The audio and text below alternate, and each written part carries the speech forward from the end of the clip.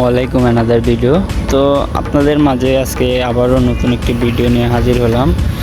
শুধু মালয়েশিয়া থেকে, মালয়েশিয়ার সুন্দর একটি জায়গা যেখানে অনেক নাটক বা সিনেমা করা হয়। এই জায়গাটার নাম হচ্ছে পুত্রজায়া। পুত্রজায়াতে কিন্তু অনেক নাটক বা সিনেমা করা হয়েছে, এখানে শুটিং করা হয়েছে। দেখুন, আজকে এখানে এসেছি আমি আমার বসের সাথে। দেখুন, জায়গাটা অনেক সুন্দর। তো এখানে আবার কড়া নিয়মটা অনেক ভালো, যে মানে বাইরের লোককে ঢুকতে দেয় না।